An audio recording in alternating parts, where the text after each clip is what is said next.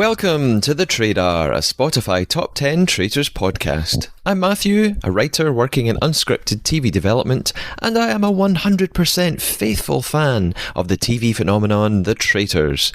The Trader features deep dives into every episode of English-speaking versions of the show, as well as interviews with contestants.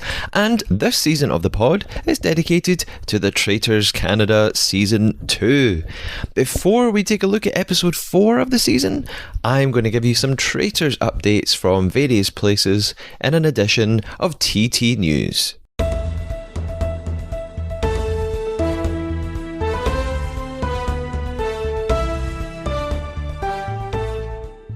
Firstly, some awards success, which is a pretty regular occurrence for the Traitors these days.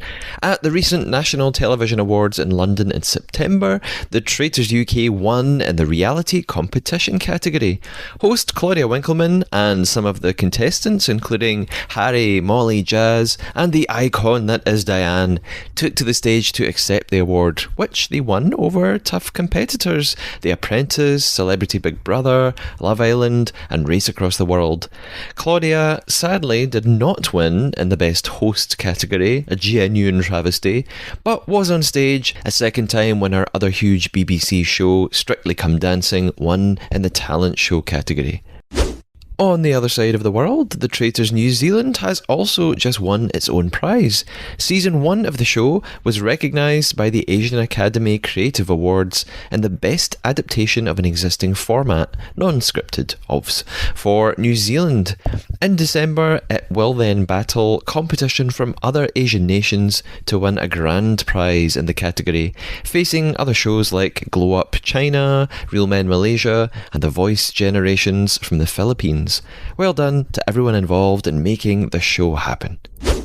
Molly Pearce from The Traitors UK Season 2, who I just mentioned a few moments ago, has been announced as one of the first celebrities to appear on the 2025 series of Dancing on Ice here in the UK. Filming begins in January, just outside of London, in fact, in the TV studios where I've spent the last few weeks working, which meant I had to miss the podcast. In one of her promo shots for the show, Molly is even pictured holding up a slate with chalk writing on it, in homage to her time on The Traitors and her final climactic moments. No spoilers. Good luck, Molly. I have a feeling this signals the beginning of plenty more TV appearances she'll be making. Finally, some really tragic news. One of the contestants from The Traitors Finland, well-known hockey player Jana Puhakka, was killed mid-October by his former partner. It happened days before the finale of the season, known as Petolisette in Finland, was due to air. Puhakka was a traitor in the show and had made it to that finale. The TV network Nellinen released a statement saying the final episode of this season of Petolisette was scheduled to be shown on Thursday of this week. We've come to the conclusion that right now is not the right time to air an episode. We'll return to the question of the possible presentation of the episode later. We share in the grief of Jana's loved ones. There have been different pairings of hosts on each episode of the pod thus far, and that pattern is continuing, as today, in the absence of my regular co-host David, I'm joined by a debut co-host to the pod, MajiKer.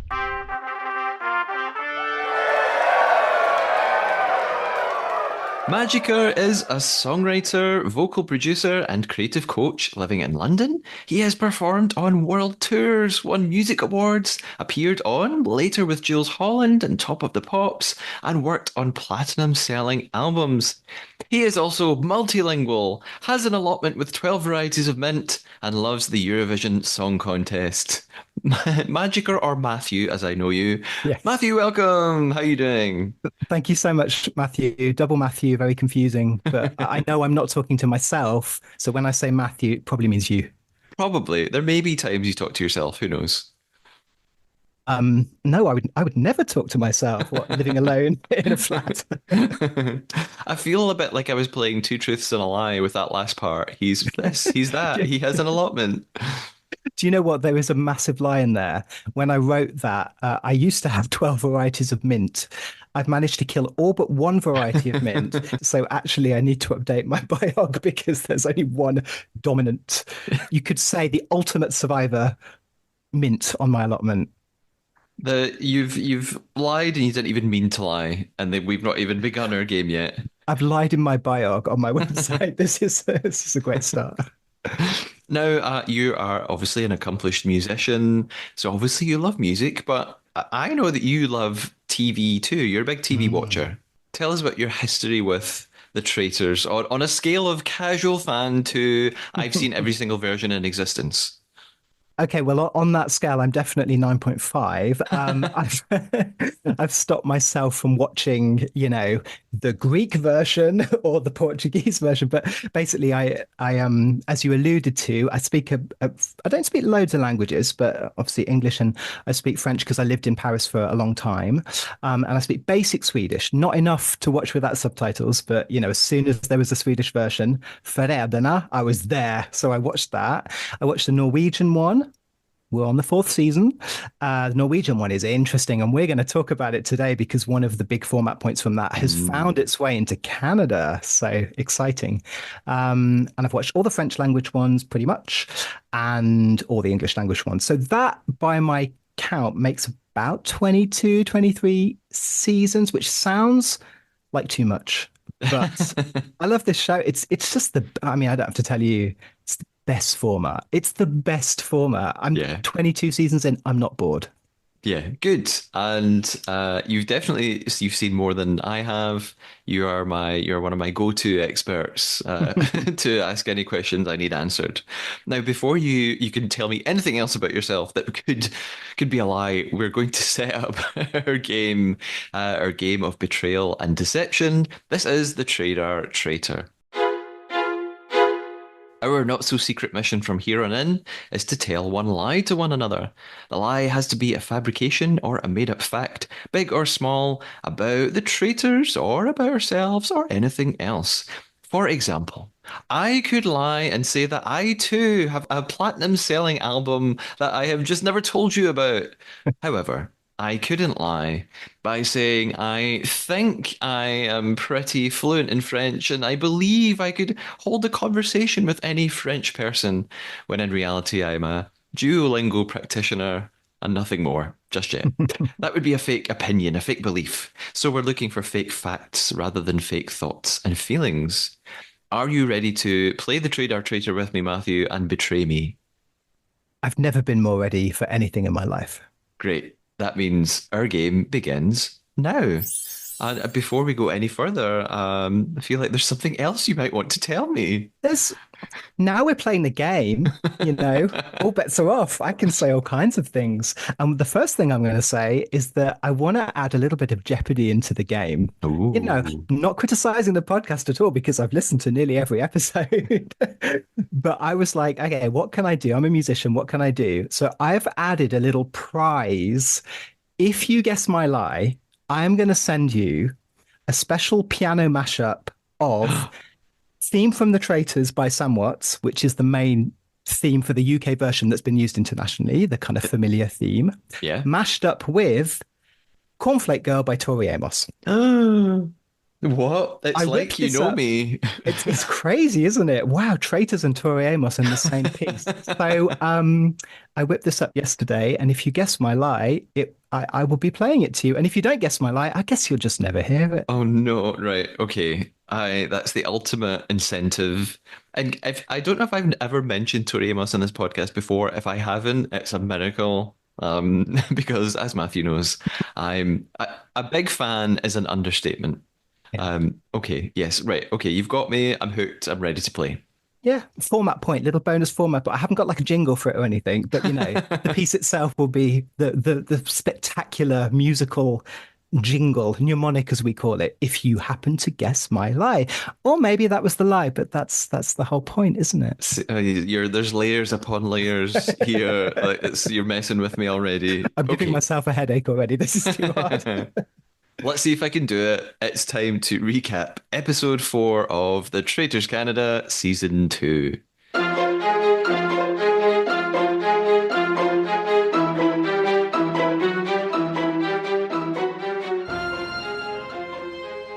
We begin with our usual recap of the previous episode. We are reminded that Nichelle was the murdered faithful.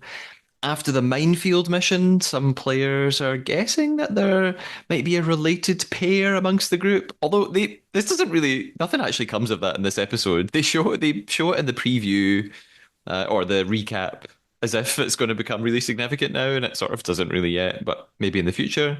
Mhm. We are also reminded that Mary Jo was banished, which makes me happy because I can just use the initials MJ for Michael John now, and I don't need to be confused about which MJ we're referring to. By the way, are you an MJ? I'm also an MJ. Yeah.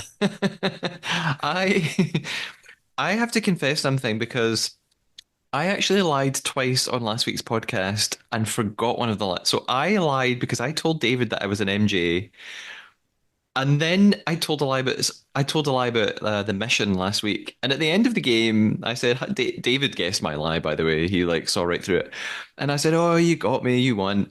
I didn't then tell him the other lie that me being an MJ was also a lie. So sorry about that, David, if you're listening. So but that's the recap done anyway. Oh no, one more thing.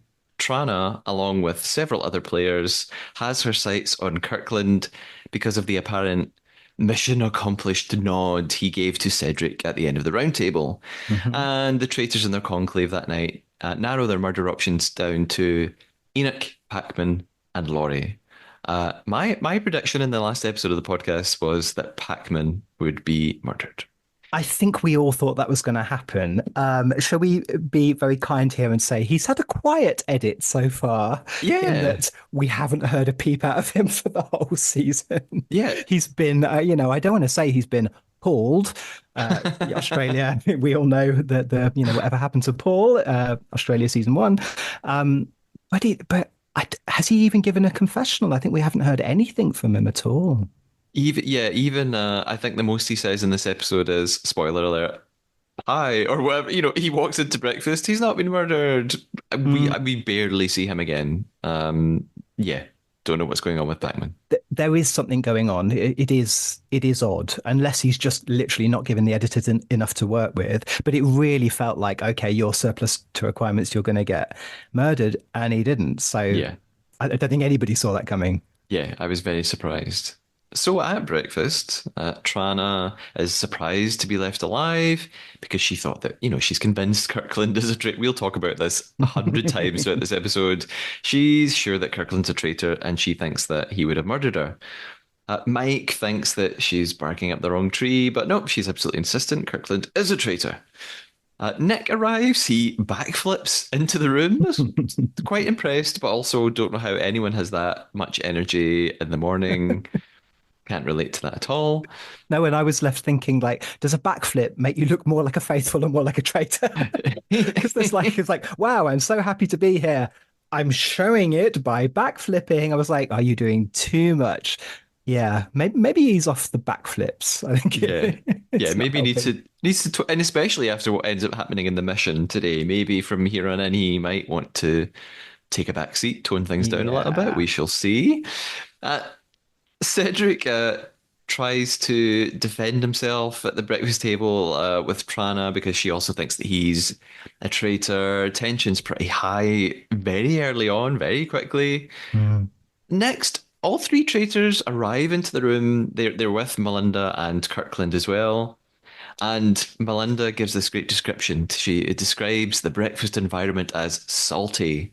And as soon as, well, first of all, I'm checking with pronouns here. I'm saying she for Melinda Mm. because in drag, I think that's the term that we would use. I don't know about Melinda's pronouns out of drag.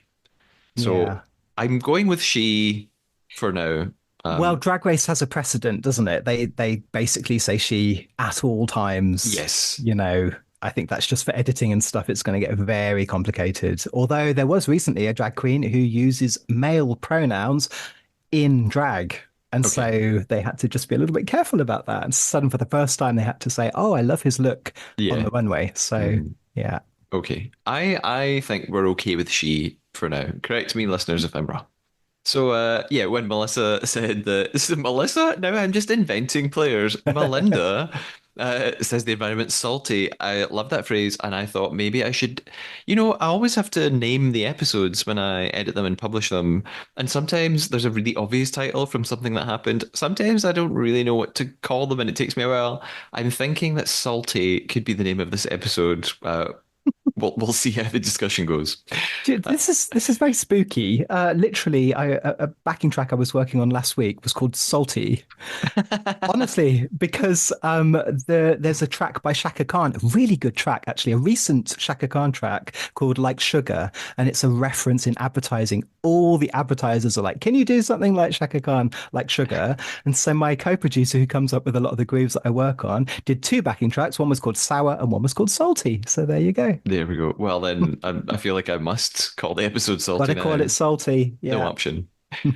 Next up, Kirkland goes on the offense and accuses Trana and Melinda of being traitors. Meanwhile, Neda is sitting back and enjoying the messy chaos of it all, as she should, because not one eye is on her at this point, as far as we can tell, which is good. Mm. Laurie arrives with Kevin, meaning that our murder victim is either going to be Enoch or Pac-Man, because Laurie was kind of in the run-in for murder, but she's arrived. Mm. Again, we predicted that Pac-Man was going to be the one to go. However, there's a knock at the door, and Pac-Man arrives, and he walks. I was shook. I don't know if the kids are saying shook anymore, but that's what I'll use, which means that Enoch is gone. Mm. And we get a little flashback to Traitors Conclave. MJ, Michael John, wanted Enoch out. I don't really know why.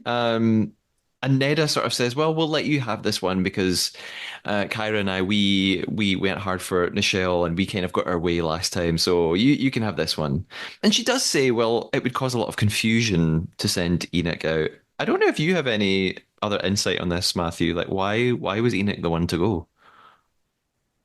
I find it very difficult to read whether Neda and Kyra were actually giving Michael his pick, or they were just like, that'll do. So what, like, I mean, they've got to get rid of someone. They've got to get rid Yeah, of a faithful. So they're like, cool, well, as we gave you, it's like with a child, well, we gave you the raisins and we're not going to give you the chocolate bar. It's like negotiating with him.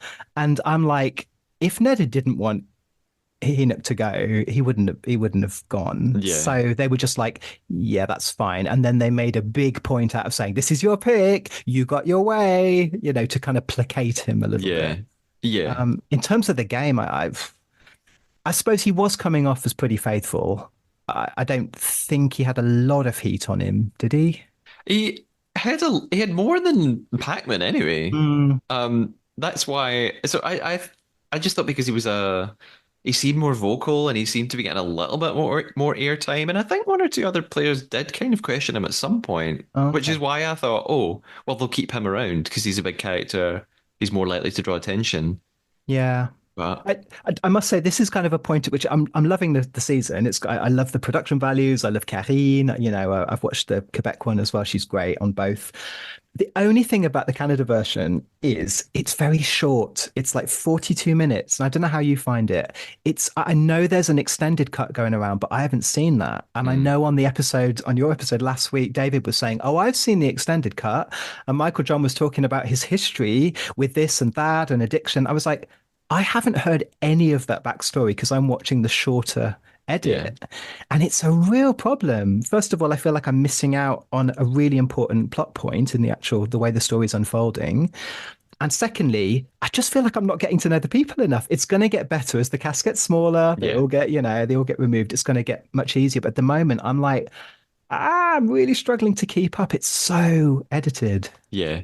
There are a couple of players that I still feel very unfamiliar with, and Mm. I have also didn't watch, not seen the extended version of this episode. I mean, I think, the thinking behind it is in Canada, they're streaming the extended version on a platform called Crave. So which is a subscription service as far as I can tell. So it's Oh. purely a drive to get people to pay a lot of money and subscribe to get the extra content. Okay, well, that makes sense then, because I'm like, why are they keeping it from us? Because they want us to pay for it. Money. Okay, got it. Yeah, I just love capitalism. It's great. Yeah. Uh, we do then see Enoch receive his letter telling him that he's been murdered. He gives some sort of platitudes about, the faithful need to work together as a team now, and off he goes. Goodbye, Enoch. We come back then. If we sort of flash forward, we're back at breakfast. Lauren is shocked because she was sure that Enoch was a traitor. Oh, there we go. So that at least one person thought that he was a traitor, Mm. which is why I thought they would have kept him around because he Yeah. might end up banished. And sort of another argument breaks out again between Melinda and Kirkland. Melinda does this thing we see quite often where she tells some of the others, if I get murdered, it's because Kirkland's a traitor and you'll know where to look. And I think that's quite silly to do that sort of thing. To say to the others, if I get murdered, it's because person A is a traitor. Because actually then if you're wrong, the real traitors are hearing that and they're like, Yeah. well, you're just giving us a free kill. Like now, that's great. Like we could just kill you now and the blame will fall on someone else. Thank you. Well, let's be clear. Another title for this episode is "Faithful Unfaithful Action." Like this is one of the worst episodes ever I mean, best ever for the traitors because I don't think their names were mentioned once. Yeah. None of the traitors came up whatsoever. Yeah. So they are just sitting back saying, "You go for it." And the whole episode was faithful after faithful, going after faithful after faithful. Yeah. Yes, I have a similar note later on about the fact that the traitors, in terms of votes and attention, are doing incredibly well. Hmm. Which is, at the end of episode one, I didn't think that when they were chosen, it's particularly Michael John. I thought he is out of here. Yeah. But, we're episode four and they have kind of gone under the radar, so they're doing pretty well. Yeah, agreed. We move on then to other parts of the house. We disperse from breakfast. We see some scenes in the garden. We're around about the manor. Kirkland looks genuinely upset, which I understand. Even though it's a game, it is pretty tough to have people raising their voices to you and accusing Hmm. you of being a liar. And there's really nothing you can do about it because no matter how much you protest, you kind of just make yourself look worse. Trana still thinks that his aggressive behavior is a clear sign that he is a traitor, and she's holding court with some others who are sitting round about. She's saying that she says his aggressive behavior is not the sign of a faithful, or that's not how a faithful behaves. And I really like Trana. I follow her on Instagram, and she's been posting lots of funny memes about the show and stuff. But I'm sort of getting frustrated watching her because I think, well, you don't know what does a typical faithful behave like? How Yeah. unless she's watched lots of other seasons of the show and she's basing her knowledge on that, it's just made up. What you think a faithful does and how a faithful behaves, it doesn't mean anything. So it's a bit frustrating to hear say he's acting aggressively and that's not how a faithful behaves. Like there's no handbook for how to be a faithful. Yeah, agreed. And I mean, skipping right to the end to the round table with what happens, very quickly she says, "Oh, well, now I don't think it's like, hang on a minute. Yes. Hang on a minute. You've spent a whole day going after someone." And then, of course, the round table is very heavily edited. But like then when you're giving your vote saying, "Well, actually, I don't think you are a traitor," it's like I do struggle with people who have that much conviction based on nothing, like Yeah. based on a hunch. Do you think you would be good at spotting the traitors? I've never asked you that. Do you think you would be? I like to think I would be. I have no idea though. I actually just last weekend played a game. It's and I can't. It's an online game. It's on like you can play it on PlayStation and stuff. It's called. There's a series of games called Jackbox, and there've been like five or six volumes, and it's a sort of compendium of little mini games, and you play it with a bunch of people, and you all use your phone. And one of the games, can't remember the name of it, but it was basically the Traitors. But you're aliens, you're people on a spaceship, and two people on the spaceship are aliens, and it's Traitors. You're guessing which of your friends are actually secretly an alien, and I was terrible at it. I mean, in one round, by the end, I figured out who the two aliens were. Next round, I was an alien. I was immediately sussed. I was terrible at pretending not to be an alien. It was infuriating. So I'd like to think I would be good at sussing out traitors. In practice, who knows? How I, about you? I've watched far too. I've watched like all of the X-Files like I think twice. So now I'm immediately thinking what you would look like as an alien. Like I'm thinking like, is there just a little bit of green that seeps out of a corner of a somewhere, some orifice? So it's just I love you saying, oh, I was an alien, I couldn't hide it. So, um, I think I would be terrible because I'm so sensitive. I would pick up on everybody's little insecurities, but that doesn't mean you're a traitor. That could just Yeah. mean that you're an insecure faithful. The only thing I would say is that apparently I'm quite good at spotting traitors in real life because, as if by magic, yesterday when I was walking through London, I saw an actual traitor from season 2 of the UK. I don't want to give any spoilers if anyone still hasn't watched it. What are you waiting for? One of the best seasons ever. So, season 2 UK, I saw OG traitor Harry Oh, yeah, going yeah, in to Liverpool Street Station. I was like, my little guardian angel. Here we go. yeah. So, I spotted a real life traitor, but in the game, I think I would be absolutely terrible. Yeah. I don't know.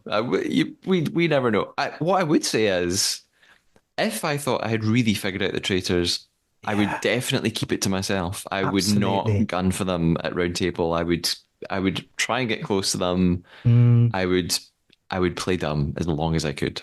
Yes, absolutely. I think what Tranner is doing is giving us great TV. What Tranner Yes. is not doing is playing the game very well. Not Yeah. long term. Although, famous last words, let's see, maybe she'll get right to the end, but I don't think so. She's been too vocal for too long. Or what could happen is the traitors see her as a poor guesser, and they Mhm. that's a reason to keep her around because they think she's never going to figure them out. We'll There's see. We'll see. always recruitment and Well, seducing one. yes, Yeah, so yes. yeah. So while Trana is talking about Kirkland, he is eavesdropping on the whole thing, and we get a little flashback to the infamous now the Nod. It's Nodgate. Maybe I should call the episode Nodgate. Salty Nodgate. Salty Nodgate. um, Kirkland then goes to Cedric and various other players, including one of the traitors, Michael John, to tell them about this, to tell them, Tran is talking about me, it's what I do. Cedric, rightly in my opinion, points out that he and Kirkland conspicuously nodding to each other at round table would be a really dumb thing for actual Yeah. traitors to do, surely, unless they couldn't help themselves, but No. surely the traitors are playing a better game than that.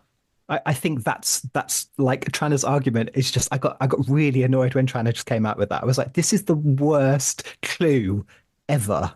What? Because like oh, I saw you just give like she said like oh a wig like job done. I mean that is literally the last thing you would do if you were a traitor. Yeah, It's so if anything that's proving they're faithful. That's proving it because you don't go winking at people at the table. yeah. Unless they're absolutely terrible at being traitors, but But they're not. I mean, the only thing would be if they'd just forgotten, if in that moment that for some reason they'd just forgotten.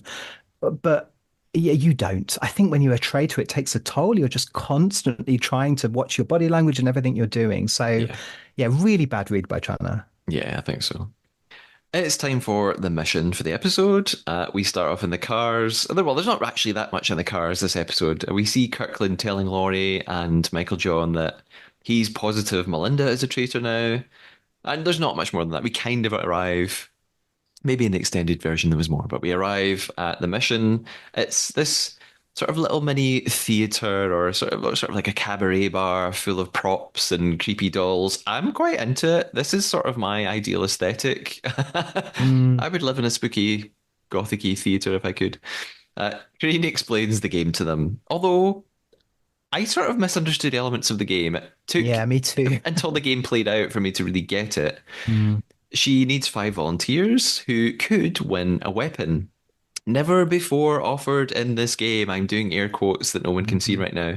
I'm doing air quotes because I think, Matthew, is this what you were referring to? Is this the sort of Norwegian thing that's traveled here? Yes. Yeah. Okay. Yes, we need to talk about the dagger. Shall we get into the game and then when the time comes, we'll get stuck into the dagger because there's a Okay. whole conversation about that. Right. When I was taking notes watching the episode, I just wrote here, is it a dagger? And yes, I was right. And we have seen it before in the game, just in different franchises of the game. But I guess not in Canada. So Kirkland, Cedric, Nick, Kira, and Melinda are the five volunteers. Of course, Trana thinks it's very, very suspicious that Kirkland and Cedric put themselves forward. And it's now becoming sort of classic confirmation bias on her part, I think. Everything they do just confirms what she already believes, that they're traitors. I don't think there's really I don't know what a traitor has to gain out of volunteering for this game when they don't know what this weapon is. So I don't know if that's great reasoning. Mm. The mission is basically a descriptive challenge. Each of the volunteers, one by one, will look into a box on stage, and usually they will see an item. They have to describe it accurately to the group. And if the group get not guess what the item is, but guess that the volunteer is telling the truth about what they're seeing, they will win money. However, sometimes the players on stage will see nothing in the box. If they do, they have to provide a fake description, imagine that they're saying something.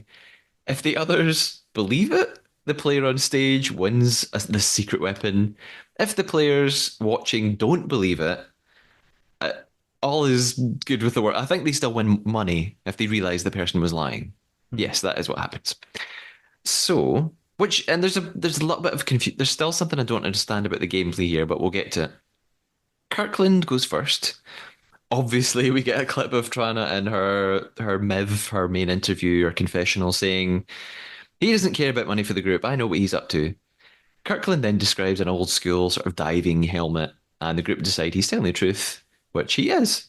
Uh, I was surprised that Trana didn't jump in saying, no, he's lying. But no, they just sort of concur that he is telling the truth. Cedric is next. He gives a very odd, tongue-tied description. They guess that he's lying. Actually, he's just terrible at describing what is a pufferfish on top of a carousel, I think. Is that right? What it was? Or I think so. Yes, yeah, that one was. Yeah, yeah. this was so weird. Like, I mean, I'm a very open-minded person, and I went to arts college and stuff. I went to like experimental installation, devised theatre arts. This was really weird.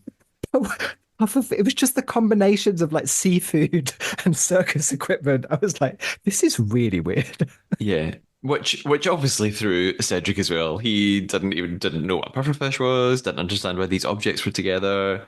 So yeah, didn't really go well for him, which has ramifications later.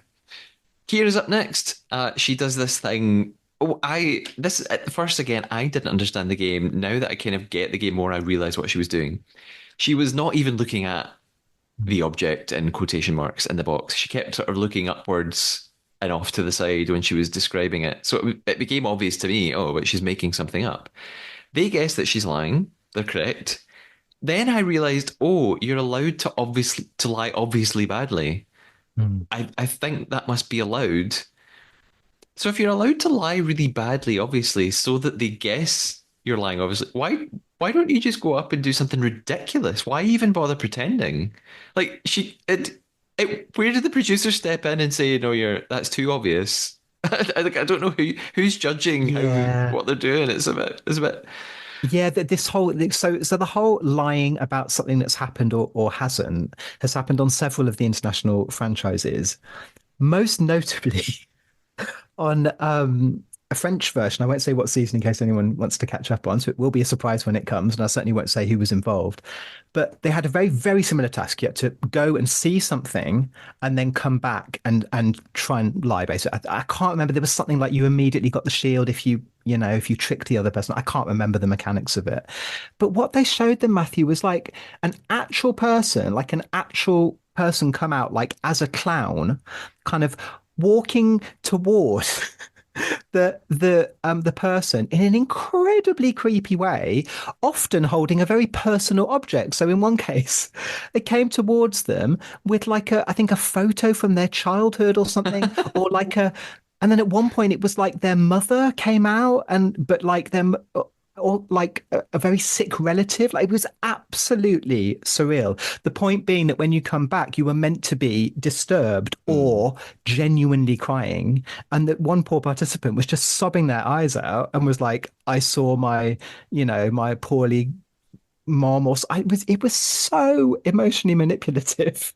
So these little pufferfish, I was like, okay, they're playing it very safely. They had to like Yeah. go off to this part of the castle, see it, and then come back and describe what they'd seen. And then we didn't see it, so we had to guess, whether they'd seen it or not. And Hmm. sometimes they did, there was nothing, and they had to invent it. So then they just said, "Oh, it was a man dressed as a chicken," or whatever. So, but yeah, at least they didn't do this kind of like showing you photos of your dying relatives and stuff because that was a little bit too much. But l'exception française, the French exception, they do things differently over there. Yeah, this makes me want to A, improve my French, B, track down this season or at least this episode and watch this freaky task. I'll see what I can do. I'll see if I can source it from a corner of the internet. Yes. Nick is up next in the mission and describes a radio, and they all think he's telling the truth. Turns out he was lying. He then claims he was trying to obviously lie because he says, "Well, why would there be that many knobs on a radio? I wanted to win the money." At, at first, I thought he was faking this. I thought, no, he deliberately fooled them and he want. But actually, as the episode goes on, I do think he was being genuine. I think he thought he was lying badly in a very obvious way, and he wasn't. So again, I thought, what's he allowed to do? How badly is he allowed to lie? It's a Yeah, strange game. I don't know who's judging what they're doing. it is because yeah, exactly. It doesn't. It, I tie myself up in knots. I'm like, how much you're lying, but you're badly lying, or you're lying well, but are you meant to lie well? And then you get the money, but you don't get the money, you get the advantage. If you don't get the advantage, it's a little complicated. Yes. I'm struggling to keep up. Yeah. Luckily, Melinda's final turn is a bit more straightforward. She describes a lobster on a phone. It's giving Lady Gaga's Pats in the late 2000s, and all goes well. I think it's Salvador Dali, Matthew. I think it's a Salvador Dali reference, isn't it? Lobster on a phone. I think it is. I'm going with the pop culture lowbrow Lady Gaga reference. After the mission, then, some players think that Cedric deliberately threw it. Gail says, she says, everyone proved they were faithful and tried their best. Ha ha ha. Little does she know that Kira is in there. This game proves nothing. Like how well you played this game doesn't have anything to do with being a traitor whatsoever, as far as I can tell, other than, and it's what I think Cedric or Nick worries about this later. Maybe you're a really good liar and you fool everyone, and they go, "Hey, that person's really good at lying." Maybe they're also lying about this, possibly, but. Yeah, I think that's why they keep having lying, are you lying or are you telling the truth Mm. games in so many of the franchises because it's Yeah, one of the only times you get any kind of clue about how well someone can lie. yeah, yeah. And it messes with everybody's mind and makes them come Yeah. up with all sorts of fake speculations. We are back in the cars next. We're heading back to the manor, and the players are guessing and speculating about what this weapon could be. Neda asks Pac-Man, MJ, and Kirkland what they think of Cedric failing the task. Kirkland says he doesn't actually think Cedric is a traitor at all. There's a similar conversation going on in the car that Tran is in. Kevin says, well, Cedric's either a great traitor or a terrible faithful. And I thought, well, no, he's not a great traitor because he can't be a great because you're all talking about him, and he nearly got banished at the first round table, as far as I can remember. So Yeah. surely great traitor's got no suspicion on them at all, Kevin. I think what he meant was he's either a terrible faithful or a terrible traitor. Basically, you're saying you're just a terrible player of the game, which is not, you should just say what you mean, mate, you know? Yeah, yeah. I guess it's just this phrase that's become quite commonly used in the traitors. He's a terrible faithful or he's a great traitor. And Kevin's just kind of throwing it out there because it sounds quite nice. But the irony is the great traitors are being great. Yeah, No one is talking about them. That's a yeah, great traitor. yeah, exactly. It's the next part of the episode. I'm calling it Mission Part Two because we actually jump back to the theater and we see Cedric and Nick being separately offered either the shield or a dagger. Now we find out what it is. What would you choose if given this dilemma? That's the easiest question I've ever been asked in my whole life. You choose the shield, for heaven's sake. Have you ever seen the dagger in play in any of the versions you've watched? Yes, it was used in, I guess, spoiler alert, listeners. If you don't want to know, skip forward 30 seconds. They used it in New Zealand season two. That's right. Yes, I was racking my brains trying to cross-reference the language versions or the countries, and I was like, I think on a second season of one of them, they did introduce it. I think it was a Um, player called Jason who used it, and it didn't really do oh, much. It sort of didn't well, change anything. you're again, no spoilers, but the dagger doesn't normally do very much because just Yeah. think about what it means. It just means you get two votes, which sounds really impressive. Like, oh, double the power. It's like, no, it's just as if one extra person was in the room. And usually, particularly when there's so many people in the game, it very seldom makes a difference. Now, when it does make a difference is much later in the game when there's only five, six, seven, eight players. Then you can really, really change things. The very fact that you've got the dagger means that you have a different role at the round table because you are effectively voting twice.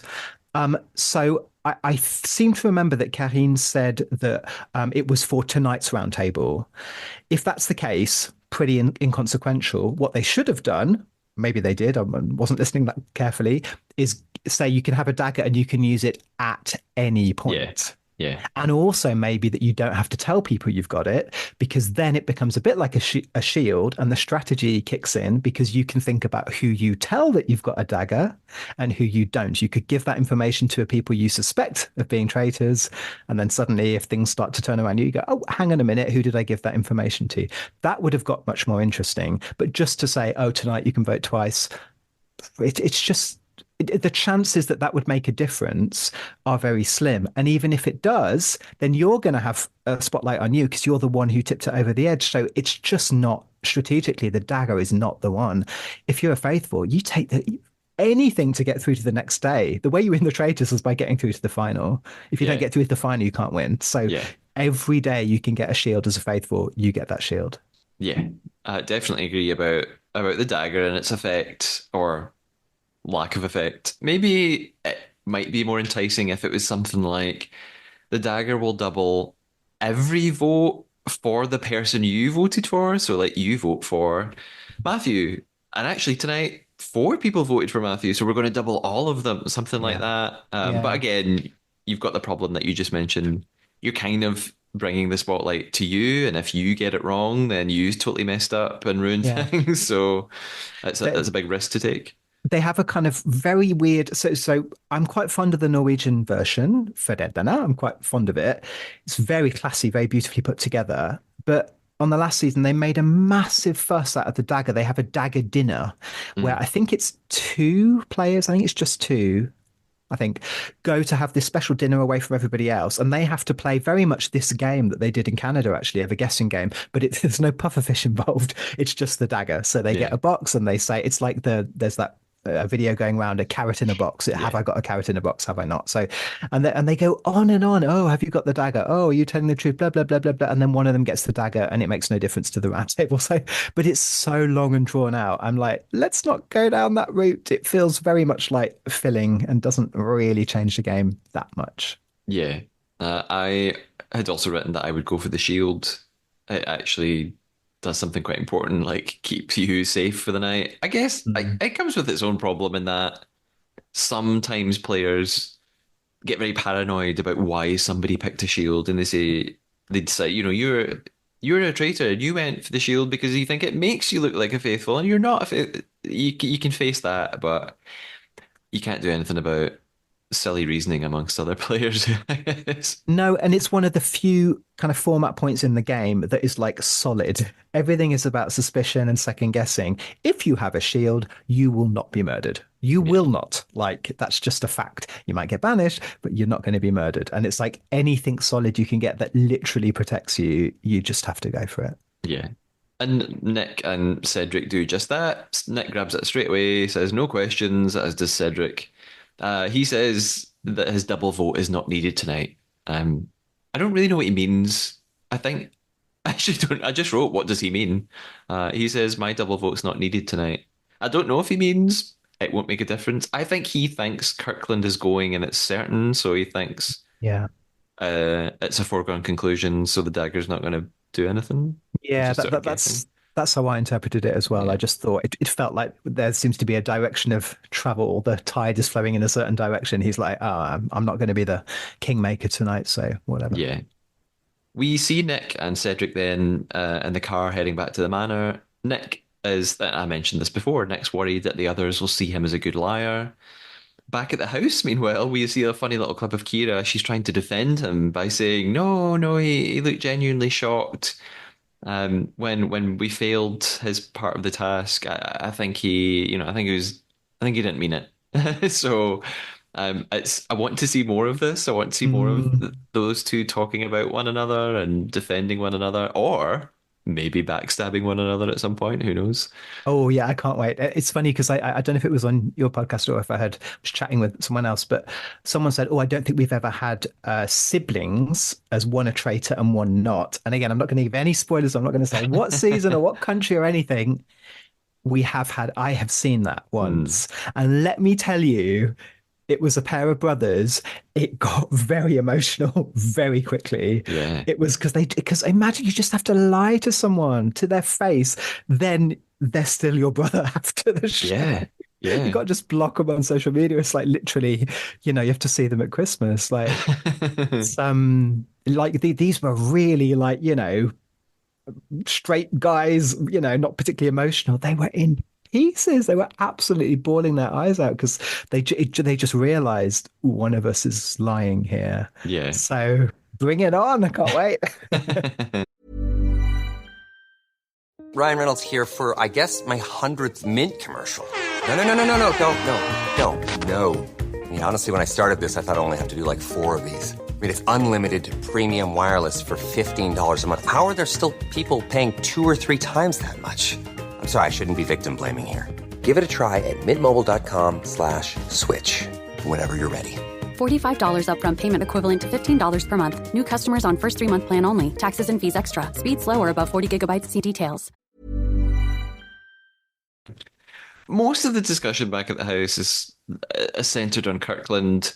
MJ thinks tonight's looking easy for him because all eyes are on Kirkland, and it compares him to a pig roasting or something with an apple in his mouth. Kevin talks to MJ again. Oh, there's this is actually this really funny bit in the episode. Kevin's talking to MJ and says, yeah, Kirkland and Cedric nodding to one another is too obvious. Like real traitors wouldn't do that. And he then, and I don't actually follow the logic of what he says next, but he says, if I was him, I think he means Cedric, maybe Kirkland. He says, if I was him and I was a traitor, I'd go for another traitor. And Michael John says, can you do that?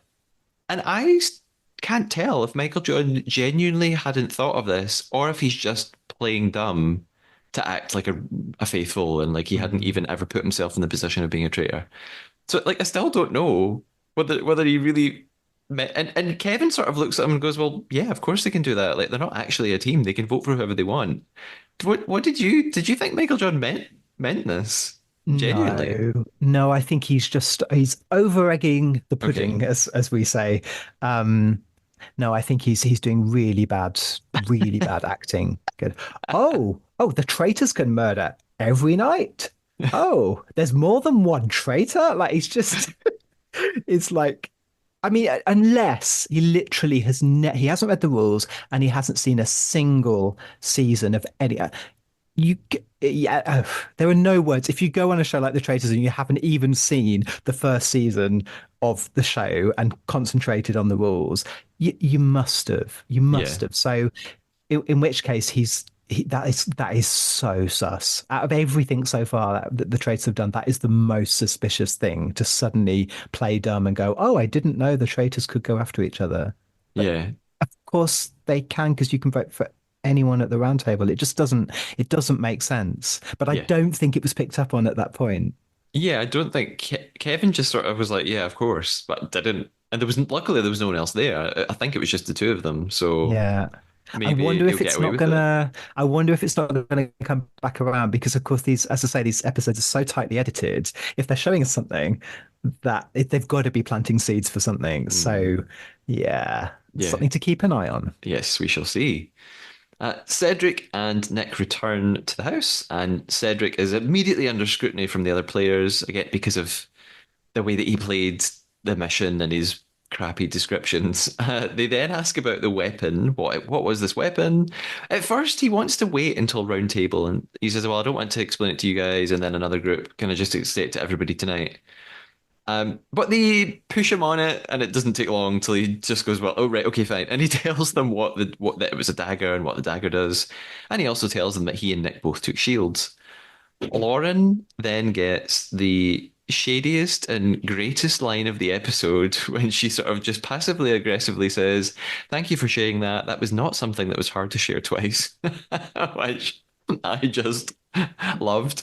Um, we I'm gonna just disagree with you about greatest line of the episode. Wait till we get to the round table. okay, okay, okay. Greatest line so far. Kira then tells Kirkland that she's not set on him tonight, actually, and Aaron's trying to give him some advice and tells him, he says, "Don't come in hot tonight." So basically, don't be so aggressive. Maybe just sit back a little, take your time. Otherwise, again, you're going to look like a traitor if you come in very defensively. It's time for the round table then. On the way in, we get some mevs, some interview clips. We've got Trana, based on absolutely nothing, saying that tonight we might truly witness traitor on traitor action. Again, because she thinks that Cedric and Kirkland are both traitors. Wrong and wrong. Wrong and wrong. We see Cedric saying that he's going to take a step back and just sort of watch things unfold tonight. Kirkland thinks that he has lowered the heat in himself today, so he maybe naively thinks that things are not going to be too bad for him. Little does he know. So we arrive at the round table. Karine does her usual. She actually doesn't say very much this time. She says a sentence or two. And Trana begins the conversation. She wants to start. Of course she does. She gives this little speech about wanting the faithful to work together. And of course, she believes Kirkland is a traitor. Kirkland tries to defend himself and he says, "Look, I was acting so sort of erratically, or I was so outspoken because I was really upset about Mary Jo. And this morning I was still upset about Mary Jo." Trana says, "You're acting like someone with a secret to keep." And it's funny, all eyes are on Kirkland because he was too sort of loud last week and too aggressive. I think Trana actually needs to calm down a bit. She's too effusive. And of course, we'll see what happens in the next episode. I think she might end up looking like a bit of a fool for all of this. So, and you said it earlier, some of the players are so, their convictions are so strong about things they really can't know. And Yeah. So we haven't really spoken about the cast yet. And of course, this is a mixed cast of like reality stars and civilians, which, although I am enjoying the season, it's literally my least favorite mix. It's like, obviously, I think we all agree as Traitors fans, the best is when they're just civilians. Yeah. We don't need all these screechy North American people. We like characters, but it's interesting that their characters emerge as they get comfortable with being on TV, I think, rather than them coming in super kind of hot. And I do think that Trana, is so schooled in reality TV. It's all very, very, as a lot of them are. I think that's the issue with Cedric. It's the issue with Melinda and with Kirkland. They've all been on reality TV. So it gets very reality TV very quickly. And that's the only kind of down point on this cast, is a little bit like, oh, I don't know, because look who we've been speaking about. Those are all the reality stars. yeah. It's a bit of a shame, isn't it? Really, like what about poor Pac-Man? Was Pac-Man been on TV? I don't know. I actually don't know because I know nothing about him. Well, I've actually got a list. I've done a bit of homework. I've got a list of people in front of me. Hang on, I can't even see him. Okay, no, it's just Pac-Man. Just Pac-Man. I probably have the same list as you. I have a tab open. What does it tell us about him? He's a content creator. Maybe that does. Yeah, maybe that does mean he's a celebrity. I mean, with a name like Pac-Man, I wonder if it's not like gaming. I mean, I don't know what kind of, but I wish the best for him, and I hope he comes into his own.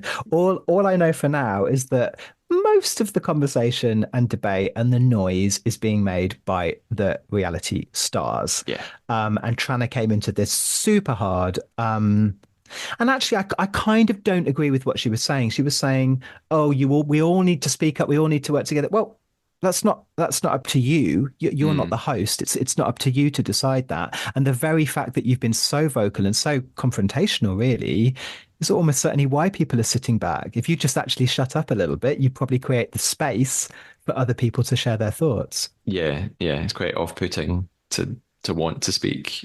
Yeah. Yeah. Eventually, MJ comes in to also accuse Kirkland of playing a game, says he thinks that Kirkland's a traitor. Of course, he would do that. Gale comes to Kirkland's defense, and Gale sort of becomes quite interesting at this round table. I think she's going to have a big part to play Mm. in the game going forward, unless she gets murdered next episode. Who knows? There's probably won't because of how the episode ends. But Ah, yeah. she gets quite a bit of more airtime here than she's had in most of the episode, I would say, so far, even the season, maybe. She comes to Kirkland's defense. She says that she believes Kirkland. She says she was right last night with her gut on Mary Jo and feels the same about Kirkland. And of course, once the banishment happens, she'll have a lot of sort of fuel behind her to be able to say, I was right twice and you all didn't believe me. So Mm. that could really go in her favor with the others, or just make her look like a great faithful and therefore she's a good murder target. I don't know. Exactly. I am enjoying Gail. I think she's got a real kind of poise and a kind of charisma to her. I really hope she sticks around a little bit longer. But yeah, but I don't know. She doesn't come across as a kind of like too much of a brash reality star. She's just very articulate, very poised. Yeah, I want to see more from Gail, definitely. And I loved her contribution here, just to say, she reminded me a bit of Kamala Harris. She was just like saying, there's a lot of nonsense going on here. I'm just going to rise above it and make my point in a calm but forceful way. Yeah, yeah. Uh, Nick steps in and says he thinks Kirkland is maybe a traitor, and that his fellow traitors spoke to him at the conclave and told him to calm down. The thing is, and maybe they do say this and they just cut it out of the edit. At this point, I thought Kirkland could really easily defend himself here and say, actually, no, it was it was the other players who told me to do this just today, because we saw Aaron saying that to him outside earlier. So Mm. Kirkland could have said, no, actually, it was some advice that Aaron gave me. And Aaron could have been like, yeah, I did say that. But we don't really see, I'm sure Kirkland probably did defend himself, but we don't see it. Mm. Jasmine speaks up. She comes in hot, as the players are saying. She says that she's suspicious of Mike. She says that he's not emotionally intellectual, and he says, "Well, what does that mean?" And she's got the funniest response. She just gets really annoyed and says, "Well, I don't have to explain. You should know what that is." And I thought, well, okay, that what? Why does that make him a traitor? Because he I didn't mean, know the term that you used. Like, the okay, irony of accusing someone of not being emotionally intelligent by using the wrong word and saying emotionally intellectual. Which in yes. itself is like a kind of oxymoron, because you're either emotional or you're intellectual. I suppose you can be both, but emotionally intellectual. I, It's like, be careful, choose your words very carefully, and don't then like take the mickey out of someone if they don't understand what you're saying. When you're the one who said the wrong word, Jasmine, you've said the wrong word. yes. And also, I thought this is what you were going to say. Also, incredibly ironic because she's not being emotionally intelligent because she just cornered someone who's a faithful and like accused him of Yes. being a traitor. Poor Mike. Mike then sort of jumps back and he says, "Well, Jasmine, I think you're a traitor because I've caught you lying." And I mean, it sort of just breaks out into a big argument. We don't get lots of details about what he thinks she's lied about. Gail kind of steps in and agrees, and she says, "Well, I also heard you tell a lie, even if it's a little lie. I heard someone said you brought my name up to them, but then you kind of denied it to my face, so I can prove that you're lying." And Jasmine fobs this off a bit, comes back to Mike. Mike claims he said something to Jasmine and then he heard her go and repeat it to someone else. And again, the details are a bit sparse. I don't really know what they're referring to. And Mike, it's just funny that he kind of features here at the round table when, again, throughout the episode, he pretty much had no airtime, no time in the Mm. edit. I didn't really know anyone was thinking about Mike anymore until Yeah. this moment. I think it's also the short running time. Again, this is why I'm Mm, like, I just wish we had like another 10 minutes of footage, particularly in the chats. I really just wish, we had just a bit more time with them in the manor, really kind of talking things out, yeah. to see different combinations of conversations as well between players. The final thing I think that happens before the vote comes in is that Trana says that she's disappointed in the faith. Oh, you did mention this already, kind of, that she's disappointed in the faithful because they're not being open, they're not working together, and she's kind of acting as this leader who was never appointed, this voice of the faithful when no one really asked her to do that, I don't think. And again, I might be quite annoyed if I was another faithful around the table, like, stop telling me what to do, stop telling me how to be a good faithful. And so it's time for the votes. Let's go through them. Gail begins, and Gail votes for Jasmine, which is not surprising, really, because they just had their little altercation. Kevin votes for Mike. Neda votes for Cedric. Nick votes for Melinda. Aaron votes for Mike. And again, I just made a little note that it was weird to me that he was on so many Traitors, yet throughout the episode we didn't really see much of that unless more was featured in the extended version. Laurie votes for Cedric. And she says this weird thing. She says, I just don't want you to be on the show anymore. Yeah, that's my quote. I've written down that exact word when she said it. And I was like, this is the best thing that has ever been said. Because she doesn't say, I don't want you in the game. She says, just don't want you to be on the show anymore. It's like you're fired, like you've been cast on a soap opera. Yeah, it's pretty brutal. It's like she's producing the show. She's like, I just don't want you on the show. Love I it. mean, I think later on she gives a bit of an explanation, a bit more detailed. But at the time, I was like, wow, why does she hate Cedric? But I mean, she's not wrong. I mean, he is such a chaotic mess. I mean, again, it's edited, so just think about having to like live with that and this. He's so wild. He won't let anyone get a word in edgeways. Like it's too much. And we've seen this on several seasons, haven't we? Where it's like that they're not going to murder you, so we're going to have to banish you because we can't. We've just got to clear the decks here and just see the wood for the trees a little bit to mix my metaphors. Melinda's up next. She votes for Kirkland. Jasmine votes for Mike. Lauren votes for Cedric. Packman votes Kirkland, as does Kira. Dylan votes Mike. Trana, of course, votes for Kirkland. I say of course because I thought it was obvious that's what she was going to do. But and again, she says she's like really annoyed that nobody shared their thoughts tonight, and this has all gone wrong because nobody spoke their minds.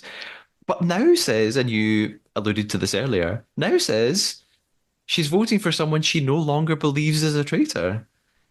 I'm so confused after this whole episode. I don't understand why she's now. Is it because of what people brought up about Mike and Jasmine? Is that thrown her a bit? Do you have any idea why she's suddenly? Is it just for show? Is she suddenly thinking, "Oh God, if he goes and I'm wrong, I'm going to look like an idiot"? So I'll give myself a little sort of insurance policy and now claim that I don't really believe it. I would have thought that that was the case, but actually the way she said it, unless she's a really good actor, I don't think that was it because she seemed genuinely sad and disappointed. I think she was like, but don't forget, I think it would have been impossible for her to vote for anybody else because she'd been pushing for Kirkland all day. If you do that and then at the last minute you say, oh, actually, this conversation has swayed me, it's like, hang on a minute, you were leading the charge against this person. They're going to get voted out and you've changed your vote. That would be the most suspicious move ever. So she had to vote Kirkland, I think. But I do, again, everything's edited, but I do not understand what could have possibly come up at that round table that means that her convictions were changed because I thought none of them were contributing. So why did she change her mind? Yeah, confusing. At this point, there is a tie between Mike and Kirkland. They have 4 votes each. On we go. Mike votes for Jasmine. Cedric votes for Kirkland. Kirkland then votes for Melinda. He says he hates how personal things have become, and he kind of knows he's going. He says, I'll be leaving with a bad taste in my mouth. And Michael John finishes by also voting for Kirkland. Therefore, Kirkland has received the most votes and will be banished. He stands up to give his goodbye speech. He doesn't say very much, actually, probably because he's so pissed off, as I would be. He says he played the game authentically and honestly, which is this thing that people say. And which just makes me laugh every time. And he says that he hasn't told a lie the entire time he's been here. I am a faithful. There are, of course, lots of really shocked faces around the table. Melinda says in her interview, I think, that she feels she's been punched in the gut. An argument breaks out of the table between Lauren and Cedric, but they're kind of interrupted by Karine briefly. This is where I made the note. P.S. Traitors received no votes. They have utterly escaped suspicion, which is very impressive. Um, and then more sort of arguments continue. Cedric is really annoyed about the votes that he received. He's sort of claiming that people haven't given him any good reasons for it. And then Laurie steps in and explains her vote further. She says that he always puts people down. She's just exhausted with how chaotic he is. Lauren also steps in and says, "Look, you're just a distraction." Basically saying, like, you're probably maybe you're not a traitor, but you're just really annoying. So, um, I don't know. Am I? I would think I'm missing what everyone else is saying. Like Cedric doesn't really bother me, but I'm not living in a house with him.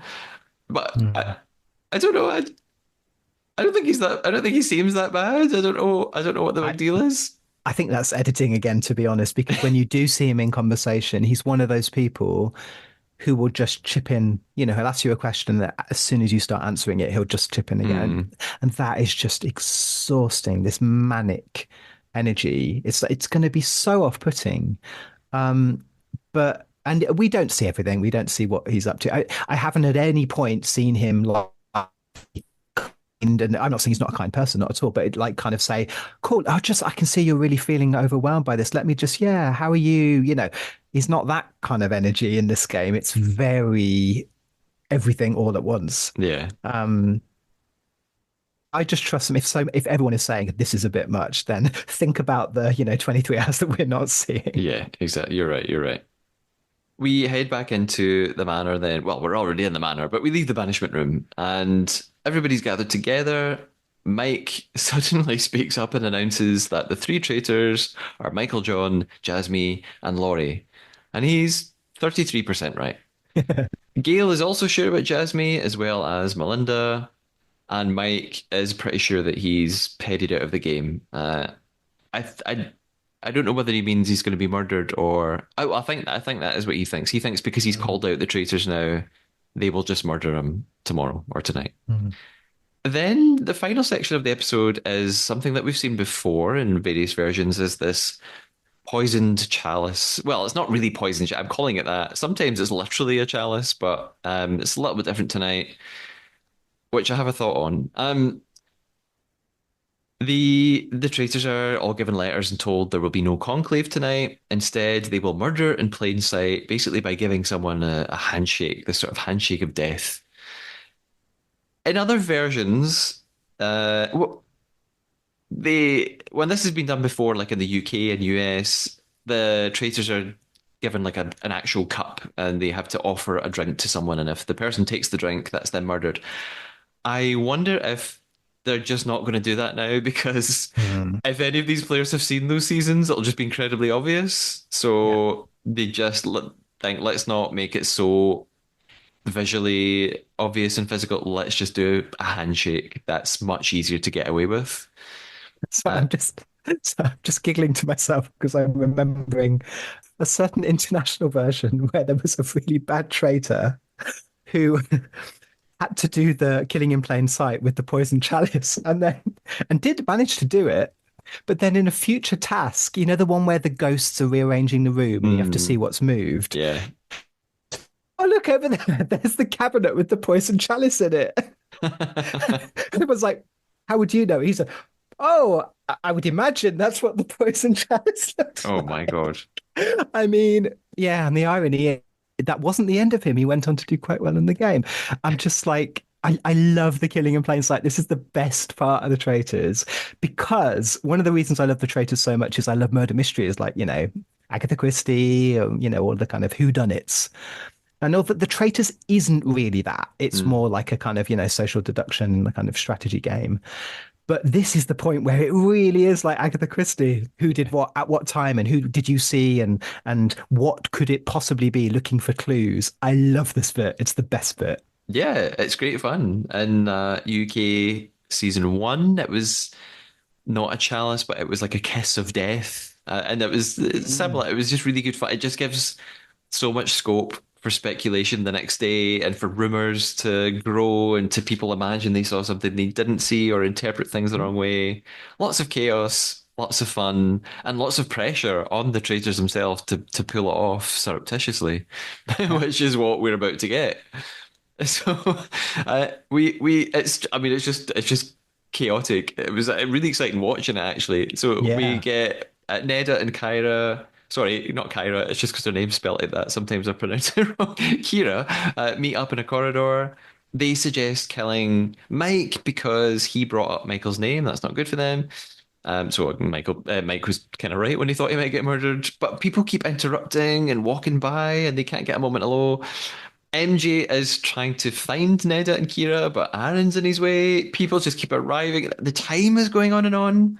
I wondered what happens if time runs out. I assume it Well, just means no one gets murdered. hang on a minute, Matthew. You work in Well, TV. You know perfectly well what the famous ticking down. I know. And I'm sorry when they're like, "Oh no, we've only got 1 minute left." I'm like, as if they're going to go all that way, and then the producers are going to go, "Ding dong, midnight, go to bed." It's of course they're just going to do it until they have actually. I guess yes. I asked the You got most. tricked. You got tricked by those editors, didn't you? See, it worked, even on me. I was like, oh, what's going to happen? It's nearly midnight. I must say, it was even when you know that, when you see the clock and it's ticking down, and then you're like, who are they going to do? Who are they going to do? And I must say, a very clever little nuance to this whole challenge was that they had to agree the name first, because otherwise, that's the most exciting bit when they have to try and sit together and have a chat. Because of course, traitors never really do that, and that's an unusual trio of Kira, Neda, and Yeah. Michael. Why would they be sat on their own somewhere? Particularly if the next day they're going, "Oh, someone was killed in plain sight."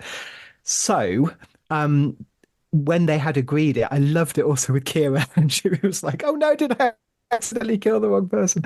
It was so well. This was really well edited. I loved this whole sequence. Yeah, it was good fun. Yeah, when somebody Lauren touches her hand and she's like, does that mean I've done it? I didn't mean to do it. It's good fun. Eventually, it seems like they decide they want to go for Dylan. MJ manages to get Dylan alone in a corridor. It looks like he goes to shake his hand. And of course, we end on a bit of a cliffhanger. Who knows what's going to happen?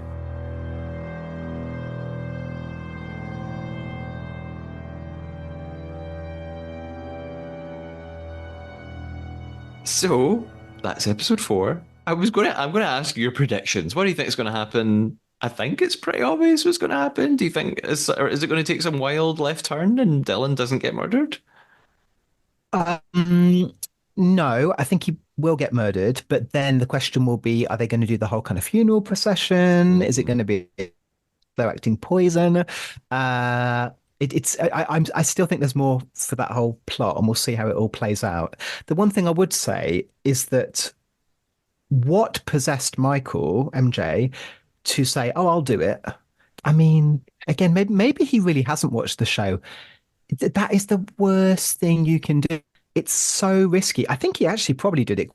I mean, we'll see in the next episode how well he actually, because it's hard one to do something. What was it? You had to take your hand and get them to say, "I trust you."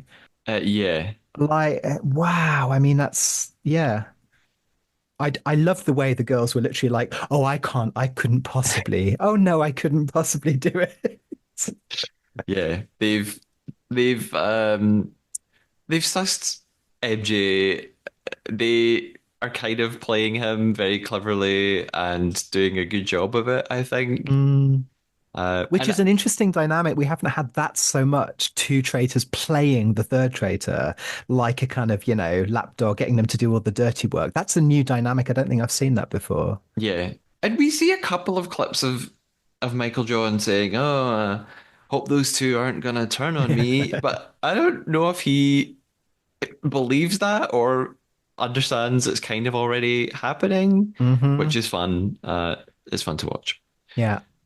So we shall see what happens in episode 5 very soon. Matthew, we've got a couple of things to wrap up. Before we conclude the game that we have been playing, can you tell us where we can find you and what we need to know and what you're working on right now? What projects are ahead? What should we check out? Yeah, so you can find me on Instagram, MajiKer underscore MaJIKER. Um, I don't have anything to promote because I'm a jobbing songwriter and producer. I'm just getting on with my stuff. I do a lot of work for adverts and dance top lines and just stuff that just has its own momentum. However, it's very topical because right now, in 7 days at time of recording, so on Thursday, what's that? 24th of October, something like that, the week before Halloween, basically. I have a brand new EP coming out called Dystopian Disco, because, call it what it is. And it's it's an EP of Italo disco tracks, very 80s, very camp, kind of petrol meets Moloko, kind of really fun synth, some very melodic. And I'm singing with some kind of guest singers. And it's about COVID, which doesn't sound like a lot of fun, but it's about the emotional toll. And so I've kind of done it in a very tongue-in-cheek way. So it's kind of like a bit like Thriller, so kind of like, as I say, very camp, very playful. And I got some singers on there. I was trying to think the Venn diagram of fans of the Traitors and fans of Eurovision. There's probably quite a bit of overlap there. I don't know why. I'm just kind of jumping to some presumptions there. And so if anyone is a fan of Eurovision, you might like to know that there is a Eurovision singer on my EP. I've been working with the winner of Eurovision 2013, Emily de Forest. I've been working with her for a few years, and she sings backing vocals on one of my new tracks. So wherever you stream music, I mean, obviously I won't get fairly paid because it's Spotify, but if you enjoy it, please send me a message. That's the thing. DM me. It would be lovely to hear from you. If there are any songwriters listening, please connect. There's all kinds of interesting songwriting events that I'm hosting and stuff. So it'd be lovely to hear from you. Fantastic. And you told me about this project a little bit last time I met you. So I'm really looking forward to listening to it. I want to know what it sounds like. Great. Oh, thank you. Well, at least I know I've got one listener, so that's the start. It all starts with one. Yay, you'll have more than one. You will. So it's time for us to conclude the game that we've been playing. We've been playing the Traitor. Ooh. Ah. Matthew, have you told me a lie during our discussion tonight? I have. Okay. I also told you a lie. I am not confident about my lie. I don't think I'm going to get away with this one. Mm-hmm. So, do you do you have any ideas what I lied about? I've only got one guess. Okay. I've only got one guess, which is at the very start, you did a whole thing around explaining the MJ thing, that I'm an MJ, but you're not an MJ. And you said on the last podcast that you were an MJ. So that's my guess, is that you actually are an MJ. And so you were going back on the thing that you said to David. You are completely correct. No way. No way did I get it right. Oh my God. And see, you would be a good traitor hunter. Yeah, I am an MJ, and I thought I was being really clever by saying, "Hey, I lied last time, and I'm not an MJ." And yeah, and as soon as I was saying it, I thought he can tell that I'm talking way too much about this. But the thing is, Matthew, I think we're both Matthew JK. We are, yeah. So that must have been registered in my mind. I was like, why is he middle name doesn't start with a J? Because that was one thing that was like, this is spooky. We're both Matthew JK. Yes, that was the other. As soon as I said it, I thought, I've got a feeling we've spoken about this actually in person, and this was the dumbest thing I could have chosen to lie about. So yeah, well done. Thank you. I'm getting. Last week, David caught me as well. I'm doing so badly at my own game. Oh, dear. It's because you're just such a truthful person. Well, yes. Um, I have to guess your lie. I have a few things written down, a few possibilities. I'll tell you what they are. You talked about when I talked about Melinda saying something was salty, and you said, "Oh, that's really funny," because I was working on a background track, and it was also called Salty. I thought, that's a strange coincidence. However, I know that you're a very psychic person, so actually, maybe that is true. My ridiculous and utterly pointless psychic premonitions that I've been having recently. You could have been lying about the fact that you haven't seen the extended version of the episode, but I don't think you would have kept that up because I think you would have maybe because it's you might have slipped at some point and mentioned something, and then I would have been like, "No, I haven't seen that," and then you'd have been like, "Damn, that was in the extended version. I shouldn't have said it." So I don't think that is your lie. Um, you told me a whole story about a mission in a French episode where people got freaked out by people showing them photos of their family, and it was to push them to the edge. Maybe that was all an entire fabrication. And you also talked about a really bad traitor in another version seeing the poison chalice in a shelf and saying, "Hey, there's the poison chalice." That's hilarious, and I want it to be true, but maybe it's a really funny lie. I'm going to, or I've got a feeling it's none of those actually, and that you've really tricked me. I'm going to go for the French mission where people are like traumatized with like actual things from their life to make them upset. Was that your line? It was not. Oh, No, look, because you gave me a fair bit of notice that I was going to be on this episode. Have had far too much time to plan this, and so I have planned it to the most meticulous detail. I thought you were going to go for the fact that I told you that I saw oh, Harry oh my God. from the No, Traitors. I knew that. Is that your guess? I You can didn't have write it. I didn't write it down. I'll give you a second guess. Yes. No, people are going to accuse me of lying. I actually did think that was your lie, and I just didn't write it down because I Okay, cool. foolishly. I mean, that's absolutely fine because that's also true. When I was walking through London yesterday, East London, You've double tricked like, me. honestly, I walked past Liverpool Street Station. I was like, oh my goodness, that's literally Harry from the Traitors season 2. And I was like, I'm not very good with faces. So I thought, oh, it can't be him. It can't be him. And as he went down to the station, I saw his little gold cross earring Yeah. gleaming in the sunlight. And the ground was, and he was like, yeah, I'm in London. I was like, I literally just saw Harry from the Traitors season 2. And I was like, yes, I get to say that on the trailer. Matthew's going to think I'm lying. I did think it was a lie, and then I thought you were about to tell me it was your lie. You've tricked me over and over unknowingly. Over and over. And you weren't even suspicious about the fact that I supposedly, possibly pretended to do an entire mashup of Tori Amos with the Traitors theme tune. No, You've because taken that as at face value. Okay, interesting. because I think that that's something that you would very likely be able to do because you're very talented. So I And just believed it. I've got too much time on my hands. That's what you're trying to say. And if it was a lie, it'd be an incredibly elaborate lie that might be too Yeah. easy to guess, even though I didn't guess it. Mm. What was your lie? My lie was none of the above. And this is why I've been planning it so carefully.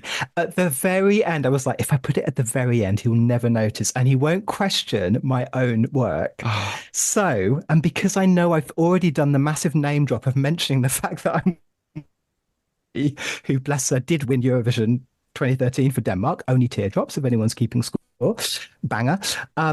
She sang on my last EP, but she doesn't sing on my new EP. So I was like, if I just drop that in, he's not going to go, he doesn't work with Emily de Forest because you know that I already do. But she doesn't sing on my new EP. She sings on the last one.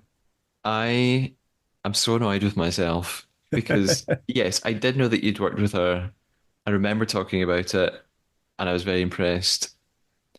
And when you mentioned her on your new EP, I thought, oh, I didn't realize you'd worked with her again so recently. And I just bought it. I thought, oh, well, okay, Yeah. you've mentioned it before. Cool. Well done. Thank you. You've tricked me. I'm so bad at this. I'm yeah, practice at this does not make you any better. I'm really terrible. Well, I must say I've been about as sneaky as I've ever been about anything. And yeah, if you have me back, please give me another like 2 or 3 weeks notice, and I'll just hang around wherever there might be anyone who's ever been on the Traitors, where I can say, "Oh, I saw Petula from season 5 of Finland's Traitors." Is that a real person? No, it just made it. See, I am good at lying. Okay, wow. Okay, it's all coming out now. That is no, that I could never have you back again. You're too good. No, I'm kidding, of course. Thank you very much for joining me, listeners. A couple of things before we leave you. I have just put out an episode where I have interviewed. I'm going to say a winner of New Zealand season 2, so that I'm not spoiling anything. Maybe there was one winner, maybe there were multiple winners. I interviewed a winner of New Zealand season 2. That episode is out now and you can listen to it. And as always, you can review the podcast, leave a nice rating. You can follow and subscribe wherever you're listening, iTunes, Spotify, YouTube, whatever. You can send me questions. You can send me thoughts on the episode by following on social media. I'm on Instagram, TikTok, and YouTube at the Traidar Podcast, or on X at the Traidar Pod. You can also get in touch by email. You can send me an email at thetraidarpodcast@gmail.com. And if you're enjoying the podcast and you want to help me keep it running, because it costs a bit of money to do this, you might want to put in a little one-off donation, as big or small as you like, on coffee.com/Matthew Keeley. That's ko-fi.com/Matthew Keeley. Matthew, other Matthew, thank you again. Not talking to myself. I hope you've had a nice time on the podcast. Yeah, it's been fantastic. I'm such a fan of the podcast and I'm so thrilled to be on it. And I hope we get to do this again. Oh, thank you so much. Yes, that would be great. Definitely to have you back on. Thank you so much. Listeners, as always, keep us on your Traidar. Bye-bye. Bye. Never was a cornflake girl.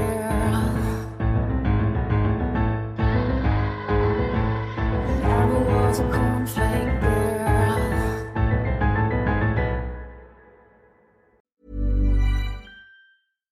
Warm days and chilly nights and mornings means now is the perfect time to schedule a $99 heating and cooling check with the 5-star experts at Crop Metcalf. That's right, for just $99, a Crop Metcalf 5-star technician will check both your home's heating and cooling system for one low price. Call today and get peace of mind no matter what the weather is tomorrow. 1-800-GO-CROP or visit cropmetcalf.com. And remember, Crop Metcalf is the one with 5 stars. Crop Metcalf, home of the 5-star technician and proud partner of the Washington Nationals.